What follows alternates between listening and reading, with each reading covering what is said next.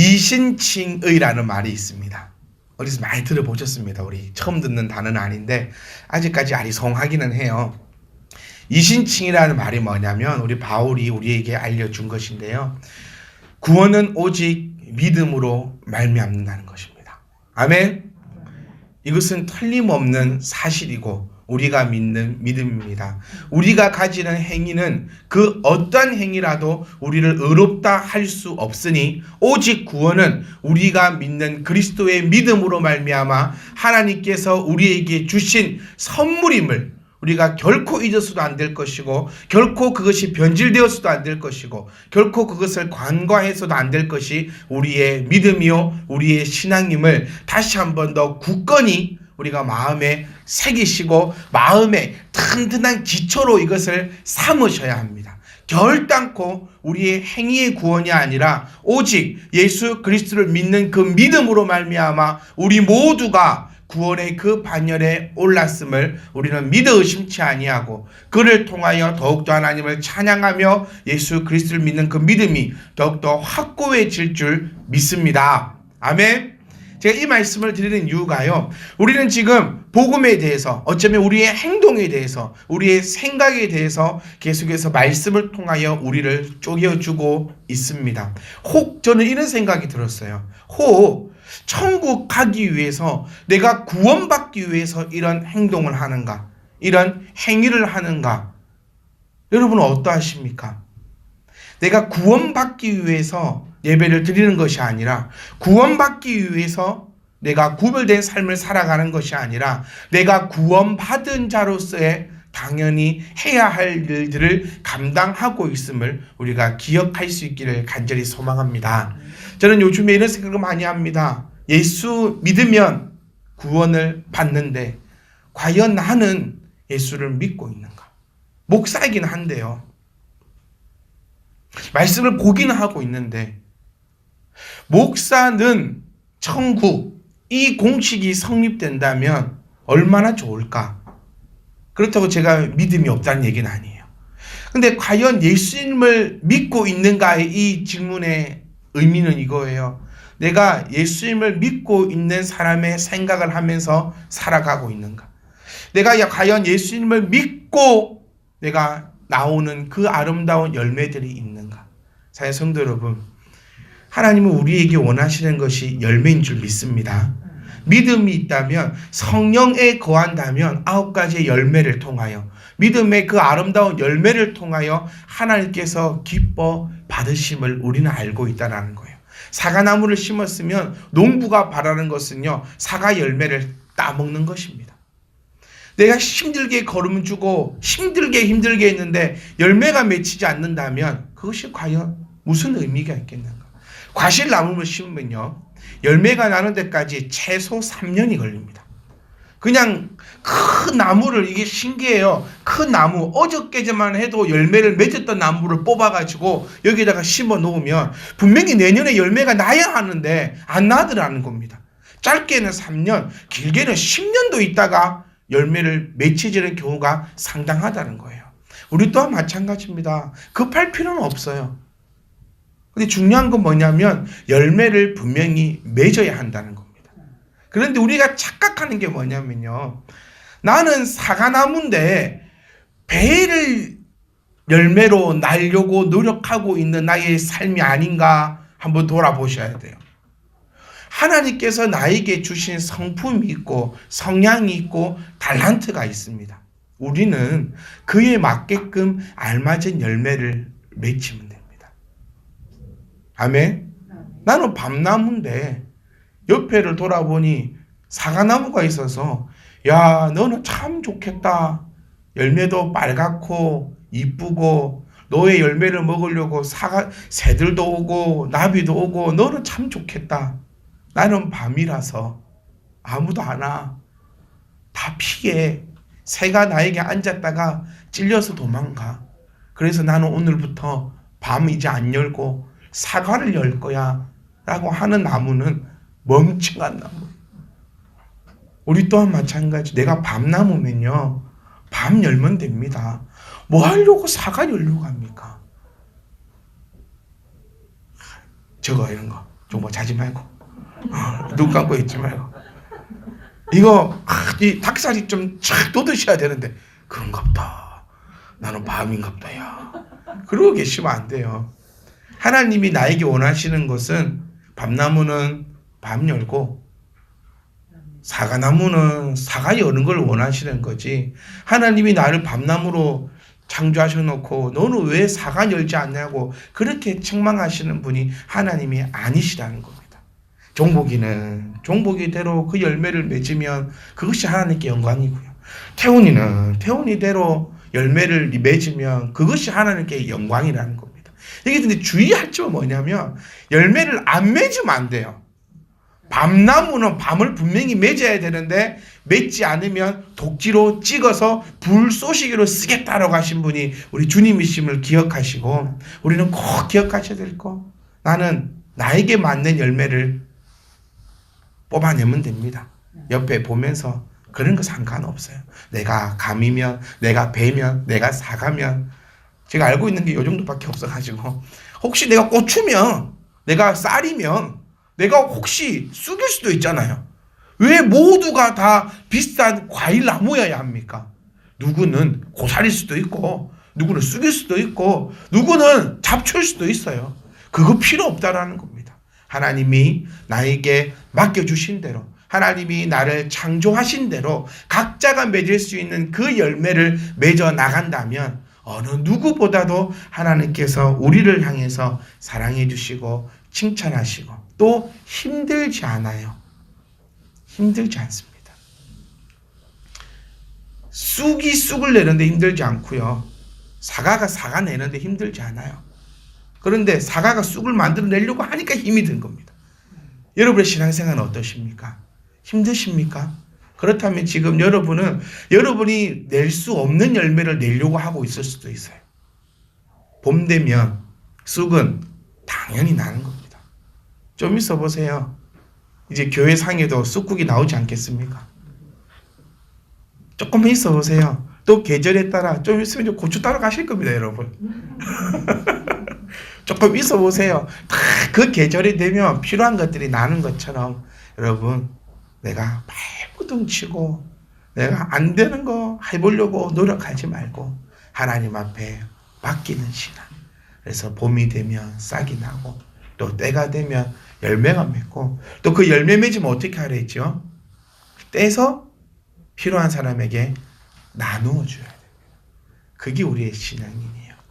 그래서 여러분 제발 딴 열매 맺으려고 하지 말고 우리가 맺을 수 있는 그 열매를 온전하게 맺는 것이 바로 산제사의 제물로 드려지는 것입니다. 아멘. 하나님은 우리에게요 결코 너에게 감당할 수 없는 것을 가지고 나오라고 하신 적이 없어요. 하나님은 우리에게 네가 감당할 수 있는 것으로 산 제물로 오늘 나 앞에 와서 예배하자라고 하시는 그분이 하나님이십니다. 그리고 오늘 말씀을 통해서도 저는 그래요. 로마서 12장 1절 2절을 한 주에 못하겠어요. 능력이 없어가지고. 이 주옥 같은 말씀을 어떻게 한 번에 30분 만에 이것을 다 풀어낼 수 있을까? 저는 못하겠어요. 그래서 2주 3주 해야 되겠으니까 우리 양해하시고 우리 이 말씀에 흠뻑 젖어날 수 있기를 간절히 소망합니다. 로마서 12장 말씀 그 전 말씀 뭐였습니까, 여러분? 혹시 기억나십니까? 기억하셔야 돼요. 네, 기억하셔야 돼요. 여러분의 그 행동을, 여러분의 생각을 여러분 지금 누가 잡아주고 있습니까? 저는 저희 아들이 요 맨 앞에 앉아서 예배를 드리고 있는데 이게 상당히 부담이 돼요. 뭐라 하냐면 뭐만 하면 옛날에는 목사님이 돼가지고 그렇게 하냐고 했는데 요즘에는 말이 바뀌었어요. 목사님이 설교를 그렇게 해놓고 그렇게 하냐고. 목사님이 돼가지고 분명히 교회에서 설교 시간에 그렇게 얘기를 해놓고 왜 그렇게 하지 않느냐라고 얘기할 때요. 참 한 대 지어 바꿔보고 싶기도 하고 하나님 앞에 참 죄송하기도 하고 그러면서 말씀의 역할이 이것이라는 겁니다. 우리가 왜 말씀을 알아야 되느냐? 나의 행동을 붙잡아 주는 게 말씀이라는 거예요. 이제는 복음이 나설 때입니다. 이제 더 이상 복음이 욕먹을 때가 아니고 복음이 싸구려로 저 구석에 처박혀 있을 시대가 아니라 이제는 진짜 복음이 나서서 이 아픈 사회, 이 아픈 세상을 치료하고 회복하고 감싸 주어야 할 때가 바로 지금의 시대임을 우리는 모든 뉴스와 모든 상황을 통해서 알아볼 수 있다는 겁니다. 이럴 때 복음이 빛을 발해야 되는데 오히려 이럴 때 복음이 찬물을 끼얹어 버리는 일이 없기를 우리가 복음임을 꼭 기억할 수 있기를 간절히 소망합니다. 우리가 복음입니다. 우리를 통하여 복음의 그 값어치가 결정된다는 것을 꼭 기억할 수 있기를 간절히 소망합니다. 여러분 한 주 동안 얼마나 하나님의 이름을 망령되이 사용치 않으셨습니까? 지금 바울은 우리에게 형제들에게 이야기합니다. 형제들에게. 하나님의 이름을 망령되이 사용하는 것들도요.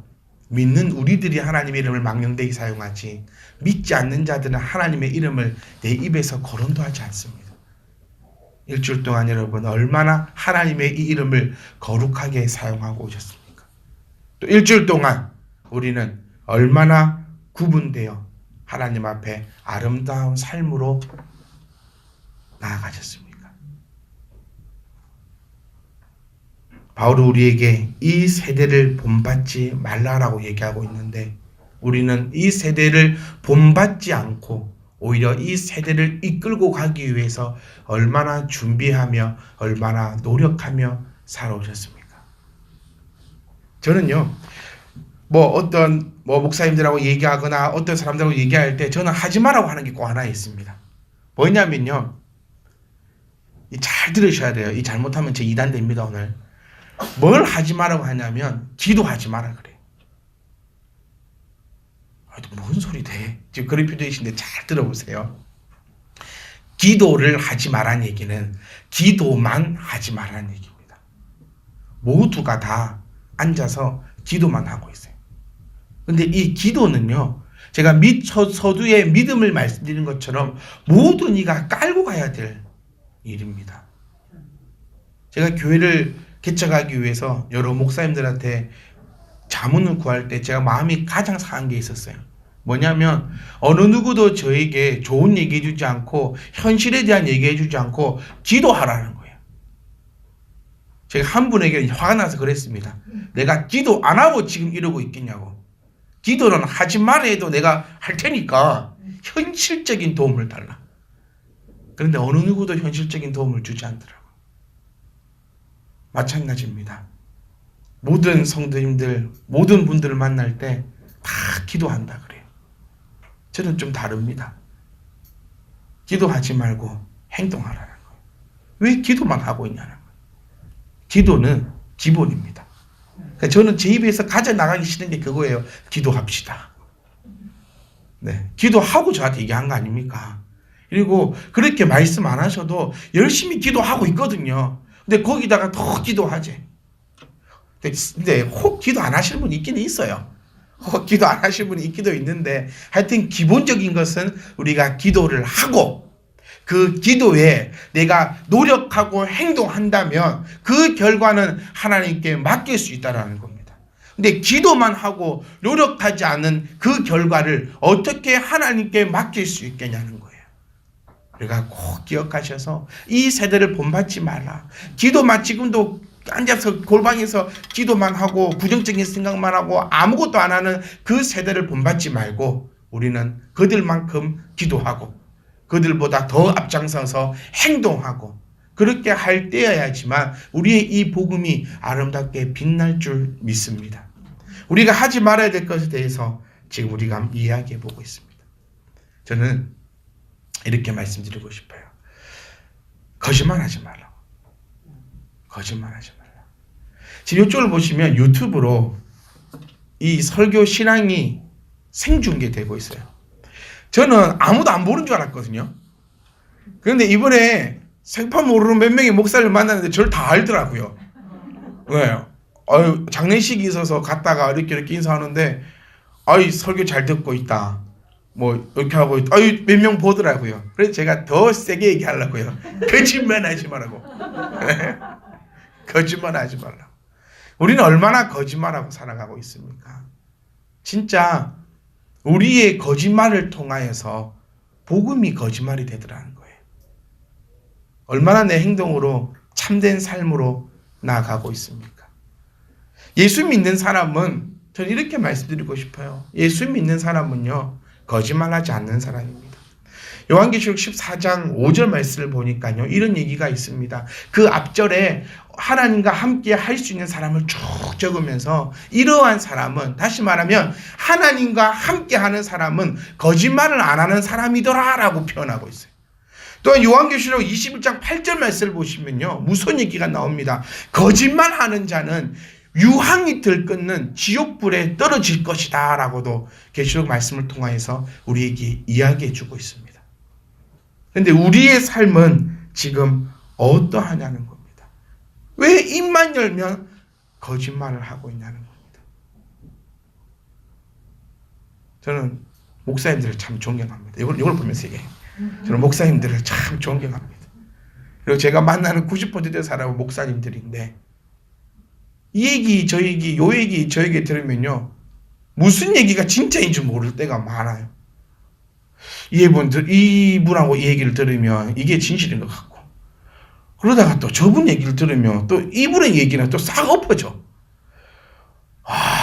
도대체 이게 무슨 일인가? 이게 도대체 무슨 말인가? 이게 도대체 예수님을 믿는다는 사람들의 모임인가?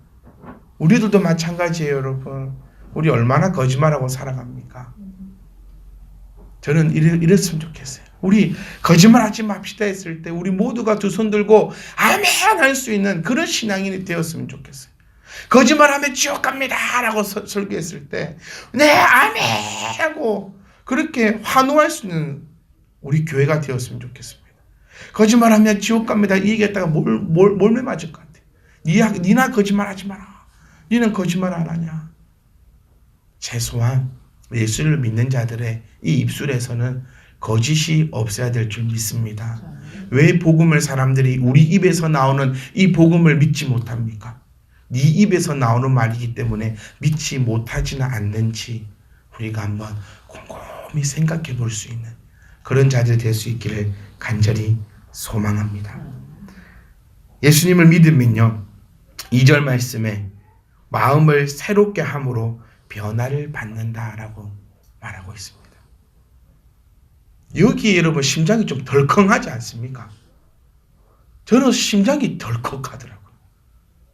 지금 바울은 형제들에게 이야기하고 있어요. 그 형제들은 예수 그리스도를 믿는 형제들이에요. 다시 말하면 구원받은 사람들입니다. 이 구원받은 사람들에게 얘기하고 있는 것이, 다시 말하면 구원받은 사람은 마음을 새롭게 함으로 변화를 받았다. 이걸 좀 어려운 말로 하면 거듭났다. 거듭나려면 어떻게 해야 된다 했지요? 구원받으려면 새롭게 태어나야 된다. 그래서 니고데모는 어떻게 엄마의 뱃속으로 다시 들어갈 수 있습니까? 라고 얘기했을 때 예수님이 이거 답답함. 거듭나야 되는데 이 거듭남은 무엇을 통하여서? 예수 그리스도를 믿는 믿음을 통하여서 거듭난다는 거예요. 다 정리 한번 해봅시다. 예수님을 믿으면 변화가 생겨야 된다는 거거든요. 그럼 과연 나는 얼마나 변화하고 있느냐는 거예요. 다시 말하면 말씀을 오늘 듣잖아요. 말씀을 들었으면 최소한 내일은 변화가 돼야 된다는 거예요. 아니요. 오늘 교회를 마치고 집에 돌아가면 그때만이라도 변화가 되고 내 마음에 찔림이 있어야 되고 새 사람이 되어야 하는데 우리는 어찌하여 어제나 오늘이나 내일이나 이렇게 한결같이, 이것도 하나님 닮아서 그럴까요? 한결같이 변함이 없는, 어찌 이런 사람으로 우리가 나아가면서 우리가 예수를 믿는다라고 고백할 수 있냐는 겁니다. 예수 믿는 사람들은요, 여러분, 거짓말해서는 안 됩니다. 제발 우리 부탁합니다. 내 입을 위해서 나오는 이 말은 진실이기를 간절히 소망합니다. 내 행동을 통해서 나타나는 이 모든 것들은 모든 게 다 진실일 수 있기를 간절히 소망합니다. 섬김을 받으려는 자 뭐하라 했습니까? 섬겨라고 얘기합니다. 진심을 받고 싶은 자 먼저 진실해야 합니다. 사랑을 받고 싶은 자는 먼저 사랑을 주어야지만 사랑을 받을 수 있다는 거예요. 복음이 나타나야 되는데 왜 복음이 나타나고 있지 못하냐면 바로 외식하고 있는 우리의 모습이 아닌가 한번 살펴보셔야 합니다. 외식하는 자도 폭 넓게 보면 거짓말하는 자라고 표현할 수 있어요. 이 외식하는 자의 원어는 히포크라테스라는 단어로 쓰여져 있습니다. 히포크라테스라는 단어는 가면을 쓰고 있는 자라는 뜻이에요. 그러니까 우리말로 번역할 때는 외식하는 자라고 번역할 수 있고, 이것을 그냥 원문 그대로 직역한다면 연극할 때에 여러 가지의 가면을 쓰고 있는 자라고 표현을 할 수 있다는 겁니다. 우리는 지금 얼마나 내 얼굴로 지금 나아가고 있냐는 거예요. 우리 둘째 아들이 우리 아라 선생님한테 그 얘기를 하더라고요. 뭐라 하냐면 토요일날 제 집에 식사를 하는데 아라 이모는 연습할 때는 못생겼고 실제로 할 때는 이쁘대요. 무슨 말인가 이게. 연습할 때는 찬양 연습할 때는 못생겼고 진짜 찬양할 때는 이쁘다. 그래 무슨 얘기일까 우리가 결론을 내는 게 이거였어요. 교회 토요일날 연습을 하거든요. 교회 모여서 연습하고 청소하고 여러 가지 일을 할 때는 생얼로 옵니다. 화장을 하지 않고 와요. 그리고 주일날 진짜 찬양을 할 때는 화장을 하고 와요. 그러니까 그 어린애 눈에도 연습할 때는 안 이쁘고 진짜 할 때는 이쁘다. 어떤 게 과연 본 얼굴일까? 어떤 게 과연 본 모습일까? 우리의 본 모습은 과연 어떤 것이 본 모습일까? 제가 재밌는 이야기 한 개 드려요. 이거는 제가 이런 얘기 할 때마다 스스로 살을 깎아드리는 것 같아서 그런데 목사님들 모임이 쫙 있어가지고요. 그러니까 샤브샤브 집을 한번 딱 간 적이 있어요. 샤브샤브 집을 딱 갔는데 샤브샤브 이제 물이 탁 끓어오지 않습니까? 그러면 어떻게 해야 됩니까? 그 안에다가 담가서 먹어야 돼요. 그런데 어느 한 분도 담그지 않아. 누군가가 담겨주기를 기다리고 계시고 어느 누구도 담가 먹지 않아서요. 제가 그 속내를 알고 제 것만 담가 먹었어요. 담가주기 싫어가지고 저도 그걸 하고 나오면서 나도 참 못됐구나. 그냥 어리고 그러면은 다 돌아다니면서 다 담가 드리고 이렇게 또 다 드시라고 소스도 따라 드리고 이렇게 하면 되는데 소스 잔에도 빈 소스 잔 그대로 계시고 고깃집을 가면 아무도 고기를 굽지 않아요.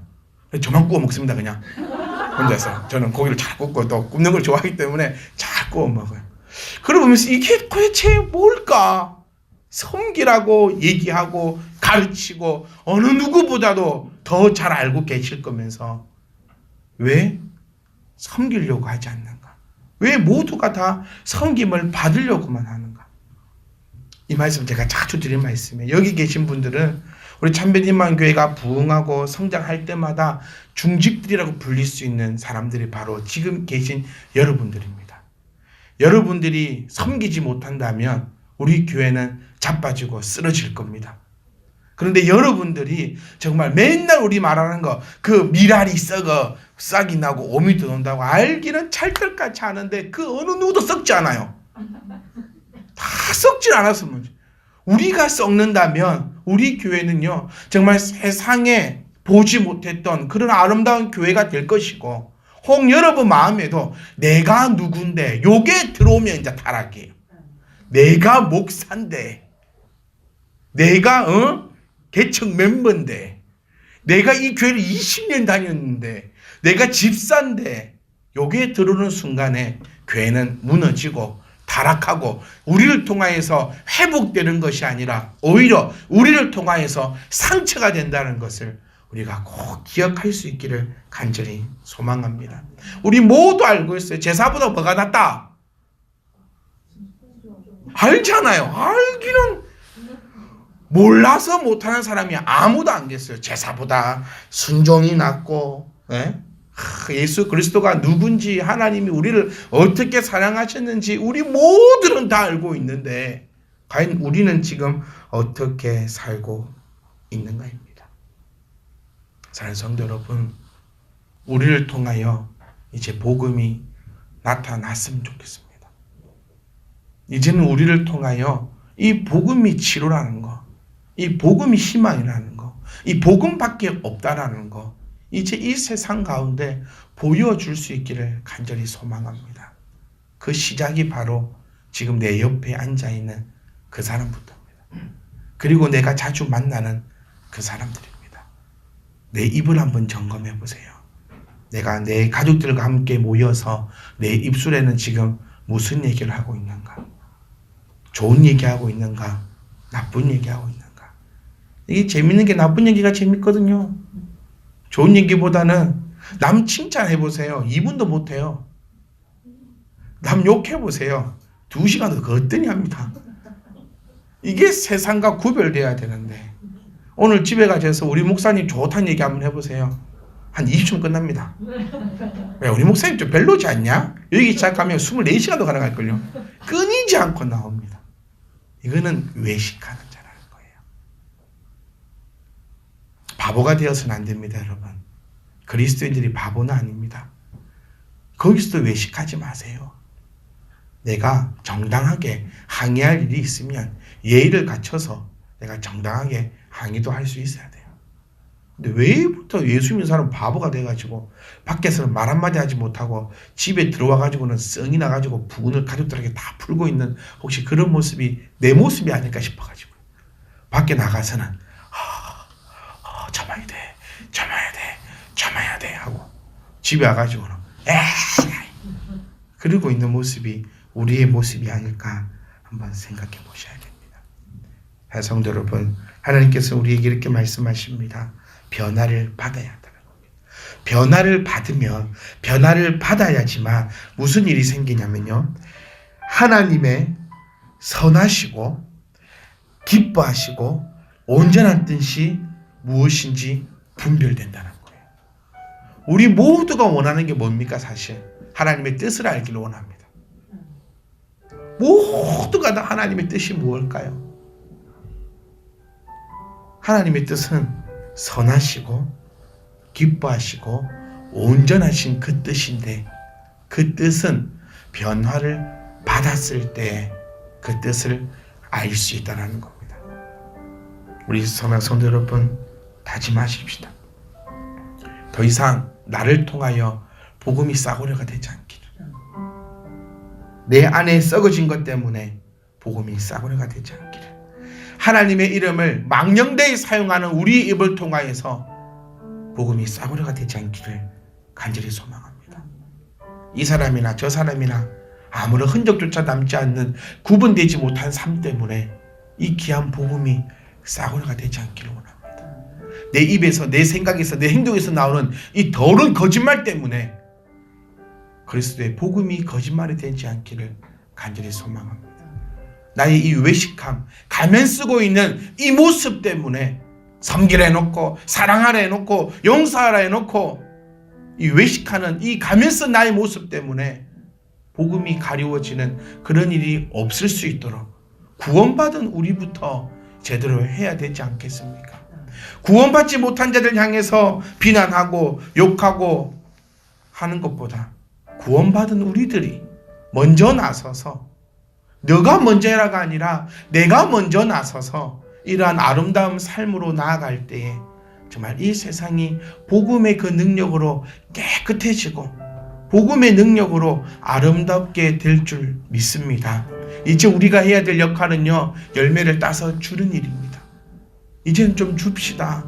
내 안에 열매 이렇게 많아 자랑하지 말고 이제는 이 열매를 툭 따서 아파하는 그 누군가에게 전해주고 병들어 있는 이 세상 가운데 우리의 열매를 통하여서 회복되는 그날이 우리를 통하여 속히 오게 될 줄 믿습니다. 사랑성도 여러분, 이제는 나갑시다. 이제는 복음이 증거되어야 됩니다. 우리의 믿음을 통하여 우리의 아름다운 모습을 통하여 이제는 이 복음이 능력이 되어 예수 그리스도가 이 땅에 오셔서 죄를 깨끗하게 사해 주신 것처럼 우리가 그 복음을 들고 예수 그리스도를 증거함을 통하여 이 세상에 빛이 될 수 있기를 주의 이름으로 축복합니다.